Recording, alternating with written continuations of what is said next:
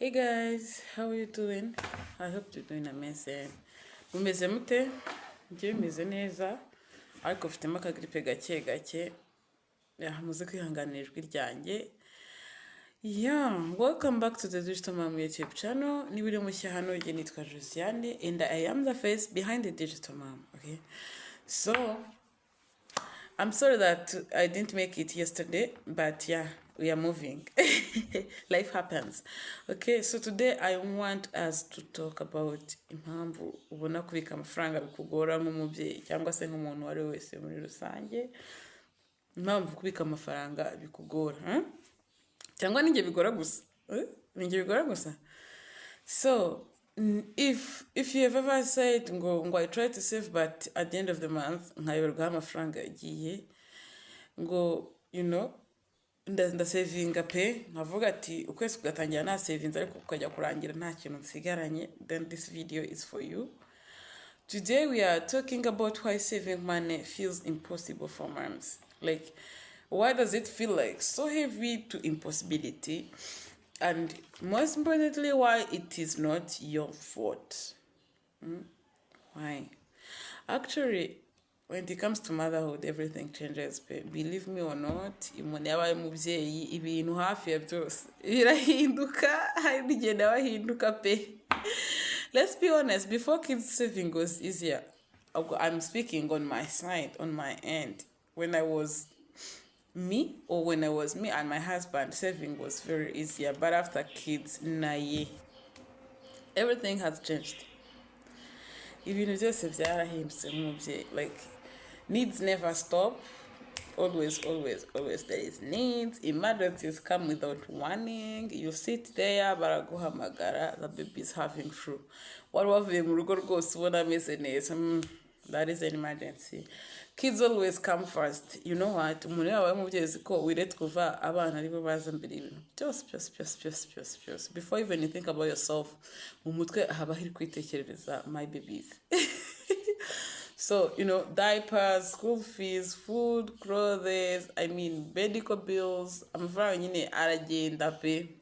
Aragenda when it comes to kid, ku muntu ufite abana. So, if you feel like saving is hard, I'm telling you that you are normal. Mama, you are normal. It's not abnormality. You are normal. Twese bitubaho, twese byatubayeho tutarifatira ingamba. Ngeyeho umva bigitangira. It wasn't that easy pe, ntabwo byari byoroshye, sibyo? So why does it feel like it is impossible? Let us be honest and break it down. Ikintu cya mbere, kids needs, they come first. Umubyeyi umutima wawe umva uteka ryose uri kubana umva you will delay your savings kubera ko uravuga ngo ubusenda savinga kandi it is school fees time, you go to pay the school fees. Uravuga uti senda savinga, my babies need some snacks, you go to buy some snacks for your babies because they come first in mind. Family issues, and before it, saving is postponed again. Kawari obviously ndaza kwizigama utu dufaranga, but the baby is craving for oats. And because the kids, they come first, okay, if my kid is craving for this, let me postpone. Reka mbanze ngurira umwana, ibyo bintu bigatuma feeling like saving is not possible. Ikindi, there is no clear money system. Ababyeyi benshi, we don't have clear money system. There is many moms who don't have budget. We go freestyle. Uko tubonye amafaranga nyine ubwo turakemura ibije mu mutwe ashire and we move. But there is a mistake, tugomba kugira budget, and most of the moms, we don't have budget, sibyo? Ikindi, even n'abafite budget, we don't have categories. Ntabwo tuzi gucategorize amafaranga yacu kumenya ngo this money is for this, this money is for this. We don't have saving plans. Why? Why don't we have saving plans? Amafaranga araza akagenda,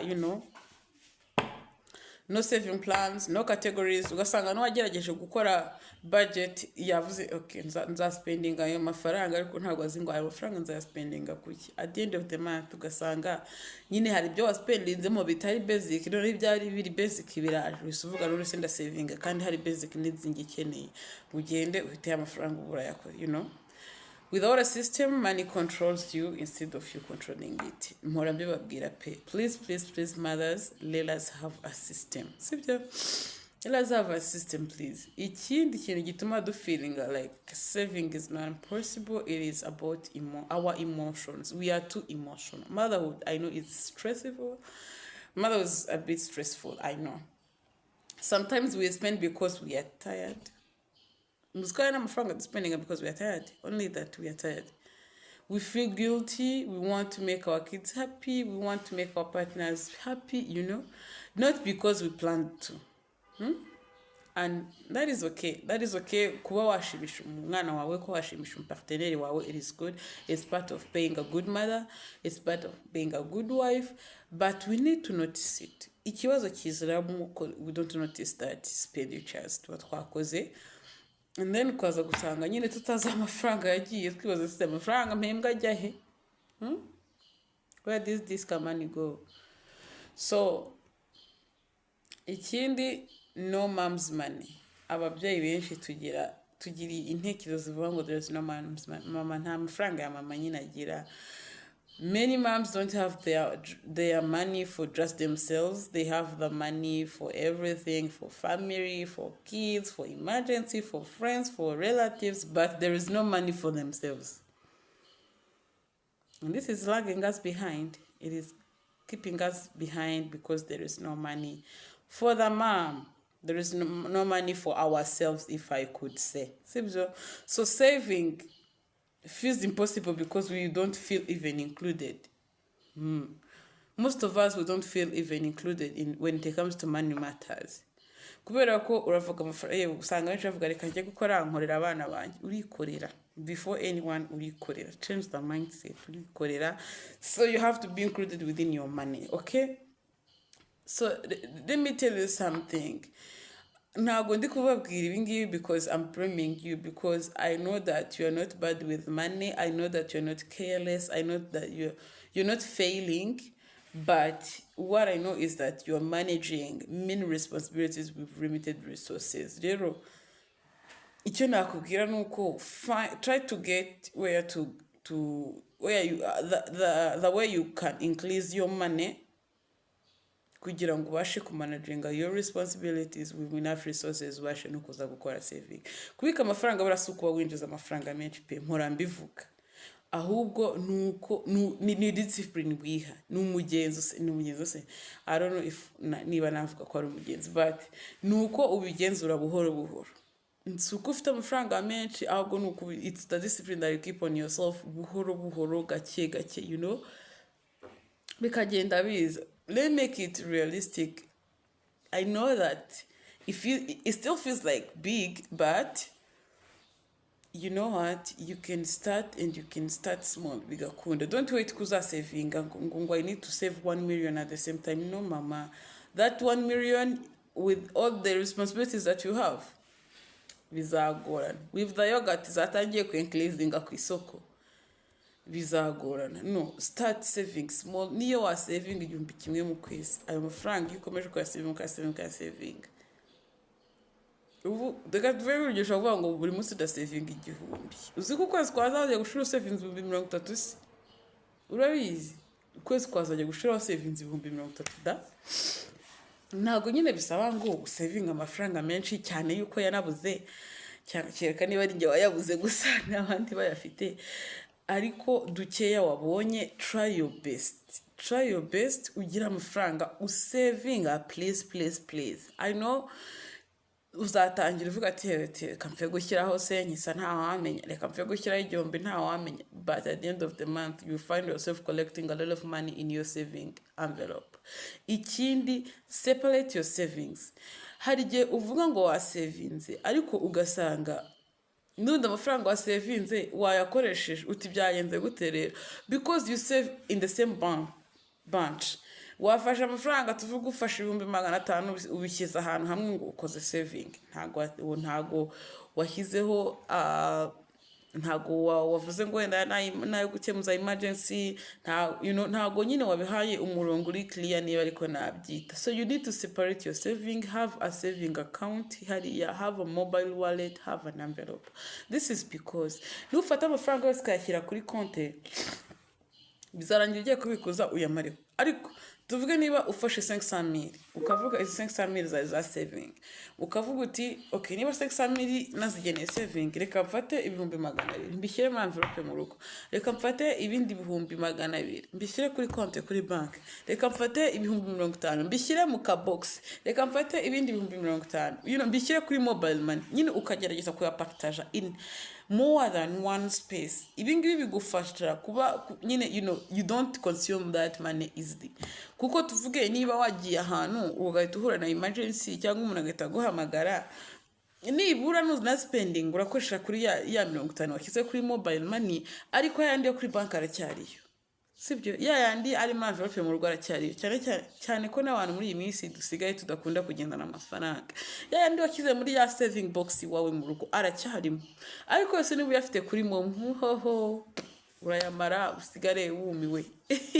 Urayamara hafi ya yose usigare tusegewe habari zanjye, so tugerageze kuyapartage mu bintu byinshi.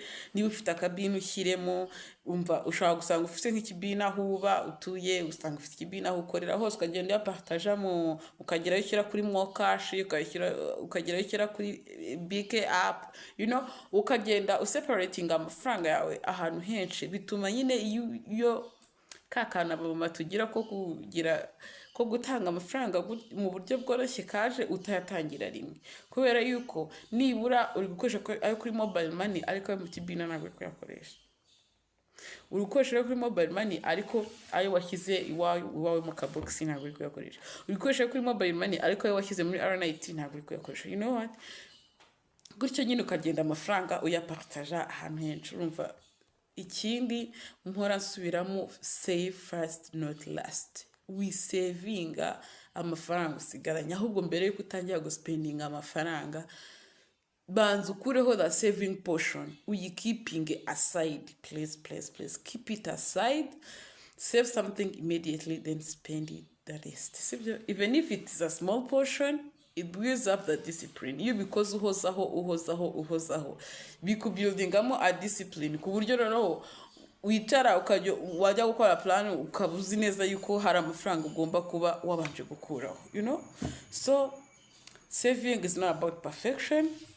Saving is about discipline. It is about showing up again and again. I know that some month you can save, the other month you won't, because life happens, of course, but as long as you don't give up, you are winning. Okay? So if this video feels like it's speaking to you, please like the video, comment